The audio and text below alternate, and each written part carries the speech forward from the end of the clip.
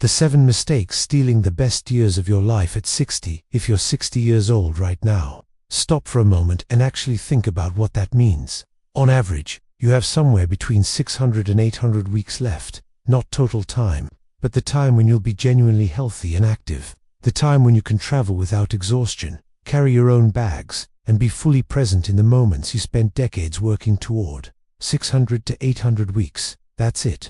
Let that number sit for a second. And here's what truly makes this uncomfortable. Most people in their 50s and 60s are spending a significant chunk of that precious window on things that are quietly, day by day, consuming the best parts of their lives. Not big, obvious mistakes, small, everyday habits. Habits that hide behind the masks of loyalty, responsibility, or that's just who I am. What nobody tells you is this: most of these habits were actually useful earlier in your life. They had a purpose back then, a real reason to exist. But now they're just dead weight on a ship that could be moving freely. A ship can only carry so much load. When the weight becomes too heavy, the ship stops going anywhere interesting. It just bobs in place, burning fuel and going nowhere. Your 50s and 60s are like a strong, well-built cargo ship. You've been loading it for more than 30 years. Skills, relationships, experience, hard-earned wisdom. This ship is ready. It's seaworthy. It could go almost anywhere. But along the way, without realizing it, you've also loaded useless weight. Weight that kept you balanced in rough early waters but now only slows you down, burns extra fuel, and makes the whole vessel harder to steer. Most people never offload this weight because it's familiar, because letting go feels risky, because it's been on the ship so long it genuinely feels like part of the structure.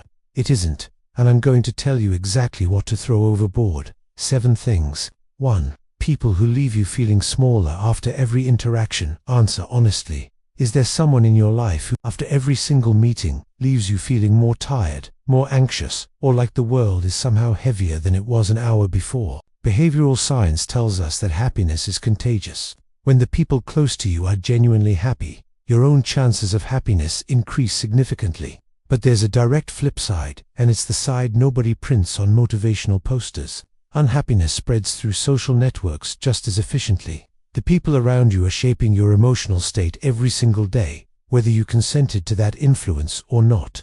This isn't a metaphor, it's how human social systems actually function. Most people in their 50s and 60s are still spending time with the same people they connected with 20 or 25 years ago.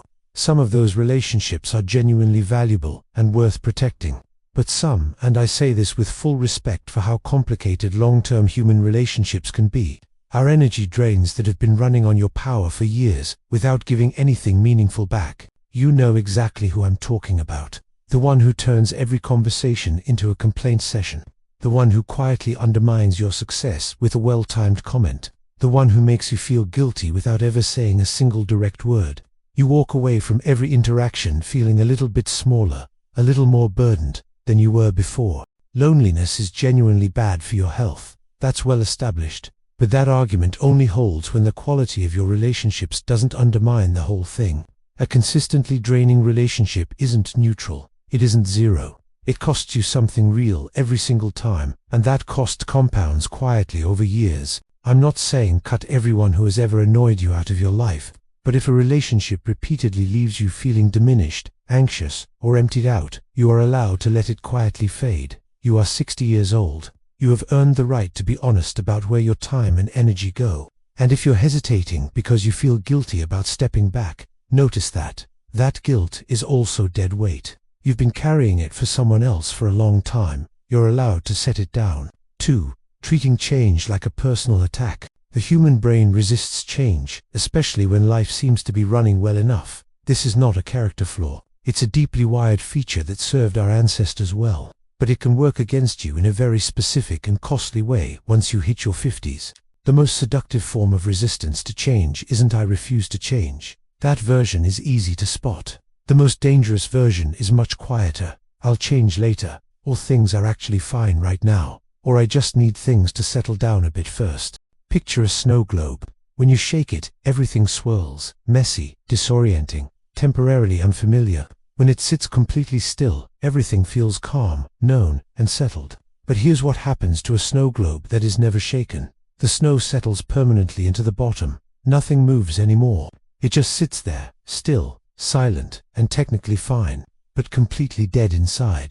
Almost every person I've come across who genuinely thrived in their 60s had at least one moment in their 50s where they deliberately did something that scared them. A new beginning in an unfamiliar area, a move to a new place, a decision to start over in a field where they were the least experienced person in the room. Not because it was comfortable, but because stagnation has its own price tag, and that price isn't paid in money. It's paid in exactly those weeks we've been talking about. 3. Treating your healthy weeks like they're infinite. Do the math right now, not later. Now, while you're reading this, if you're 60 years old, your average total remaining lifespan is roughly 20 years, around 10,000 weeks in total. But we're not talking about total weeks on Earth. We're talking about the weeks when you're genuinely active and at full capacity. No major illness managing your schedule. No significant physical limitation narrowing your options. No serious cognitive decline stealing your clarity. Health researchers consistently find that the average person spends the last 8 to 10 years of their life managing at least one significant health limitation that fundamentally changes how they live. Subtract those years from the back end, and what you're left with is somewhere between 500 and 800 weeks of genuinely full capacity time. Write that number down on a piece of paper right now. Not in your head on paper, where it becomes real. Now think carefully about the last 3 weeks of your life. Would you choose to spend those exact same 3 weeks again, knowing what that number is? If the answer isn't a clean, immediate yes, and for most people it genuinely won't be, then the gap between your answer and that yes is exactly where the real work needs to happen. The people who treat that number as real, who genuinely accept it as a concrete shrinking limit, make completely different decisions about how they spend their days. The people who keep it abstract just keep saying, "I'll get to it later." Later never fully arrives, because the weeks don't come back. That is the only true rule of this entire game. 4. Putting your health dead last on the priority list. Here's something that might genuinely surprise you. The reason people in their 50s and 60s consistently deprioritize their own health isn't laziness. That's the easy explanation, but it is completely wrong. The real reason is status optimization, and it's been running so long and so quietly inside most people that it has become completely invisible to them. Human beings have always been social creatures. For most of our history, survival depended on how useful you were to your group, how available you made yourself, how often you said yes, and in your working years, that exact behavior got heavily rewarded for 30 straight years, staying late, taking the extra meeting, skipping the gym because something more urgent came up, eating whatever was convenient because there was simply no time for anything else. Then you cross 50, and that same behavior starts quietly undermining everything you've built. But your brain doesn't register the shift because it thinks it's still running the same reliable program that always worked and always paid off. The World Health Organization estimates that around 80% of heart disease, stroke, and type 2 diabetes cases are preventable through lifestyle changes alone. 80%. That is not a small margin for error. That is a definitive signal that we collectively know exactly what is happening and keep making a different choice anyway. Sleep, regular movement, proper nutrition, genuine stress management. None of these require significant money. They require time and intention. The same time and intention that people are still redirecting toward everyone else's needs, while quietly postponing their own health indefinitely. Every single year you delay making your health a genuine priority, the cost of getting it back climbs steeply. Someone who stayed moderately active through their 50s finds it dramatically easier to maintain their vitality at 65 than someone who has been sedentary for 15 years. Neglect compounds the same way discipline does, just in the opposite direction, and it is remarkably unforgiving. 5. Keeping regret as a permanent resident in your head. Michael Dell launched Dell Technologies in 1984 from a college dorm room with very little backing and a great deal of doubt from the people around him. There were people who told him directly that the idea was foolish and simply wouldn't work. He built the company anyway, not because he spent years mentally replaying those dismissive conversations, but because he heard them, processed them, and took the next step forward regardless. Most people don't do this. Most people run a continuous, looping highlight reel of their greatest regrets, the business they didn't start, the investment they passed on, the relationship they didn't fight harder to save, the calculated risk they were too cautious to take at 30 when they had far more runway ahead of them. Regret is not only a passive memory of the past, It actively degrades your ability to make clear and confident decisions in the present. People carrying heavy unresolved regret consistently underestimate their own real capabilities and are measurably less likely to take reasonable, well-considered risks right now. Regret doesn't just punish you for what's already over, it quietly taxes everything that is still ahead. At your age, you have made a very large number of decisions. Some were genuinely wrong. Some were the right decisions at the time that turned out badly because of circumstances you couldn't have predicted. Some you would make differently today because you are a genuinely different person now, one built from far more experience and far more honest self-knowledge. All of that is true and worth acknowledging, and all of it is completely finished. The real question is not what you should have done differently in the past. The only question that still has any actual leverage is what you are choosing to do right now, this week, with the specific options that are sitting in front of you today. That is the only territory where your decisions still matter. Regret weighs exactly as much as you allow it to, and not 1 ounce more. 6. Performing a version of yourself that expired 15 years ago. There is a concept in social psychology sometimes called identity freezing. As people age, they tend to lock in a particular version of their personality, usually the one that formed somewhere in their 30s or early 40s, and then continue maintaining that version out of sheer habit and comfort, long after it has stopped accurately reflecting who they actually are or what they genuinely value. Most people in their 50s are still actively performing an identity that was originally built for an audience that has largely moved on.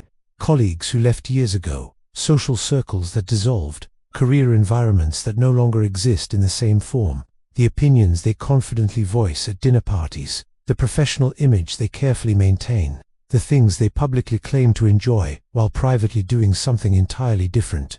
It has all grown a little stale without anyone announcing it out loud. Maintaining that performance carries a hidden and ongoing exhaustion so constant and so deeply habitual that it registers as background noise rather than as an active drain on your energy. You don't even notice it anymore because it is simply always there. An Australian palliative care nurse who spent years sitting with people in their final weeks carefully documented what those people most consistently regretted.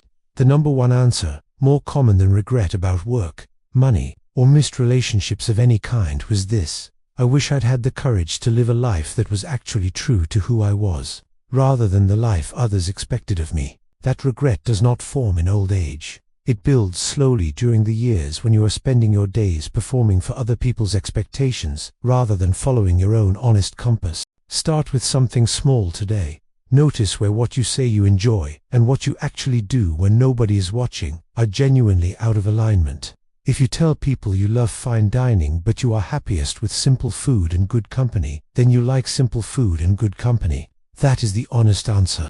The same pattern scales up directly to your career choices, your friendships, your hobbies, and your entire way of moving through the world. And it costs real weeks from that finite number you wrote down. The genuinely happiest people I have encountered, not the wealthiest, but the most contentedly happy, were almost always the most straightforwardly themselves. Each of them had one clear moment, usually at some real personal cost, where they stopped performing and started simply living according to what they actually wanted. They all describe it the same way, like putting down something very heavy they hadn't even realized they had been carrying. That is the dead weight, and it was never actually part of the ship. 7. Dismissing new technology like it's a core personality trait. Resistance to technology in your 50s and 60s is almost never actually about the technology itself. It is about something far more personal. It is about status and the quiet fear of feeling outpaced by a world that kept moving. Not understanding something new, and having to admit that openly, feels like the world moved faster than you did. And if you reject the thing the world moved toward, you can sidestep that feeling entirely. You can frame it as a principled choice. I don't need that. That's for younger people. I get along perfectly fine without it. That framing feels comfortable, but it is not a choice. It is dead weight wearing the costume of a personal preference. In 2007, Nokia held roughly 40% of the entire global mobile phone market. Their own internal engineers understood clearly what smartphones were going to do to the industry, but the organization had no genuine willingness to make their own successful products obsolete and become beginners again inside their own field. So they dismissed the shift and kept optimizing what was already working.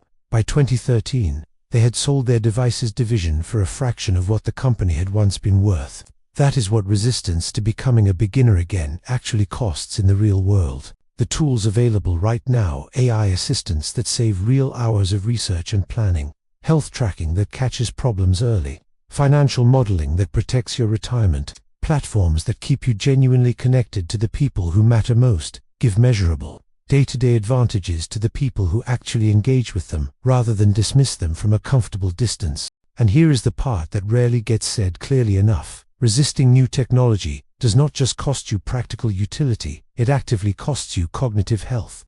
Learning new skills is the most direct form of exercise available to the aging brain. One of the most reliable ways to maintain genuine mental sharpness into your 60s, 70s, and beyond is to keep placing yourself in situations where you are truly learning something unfamiliar, and that absolutely includes new technology.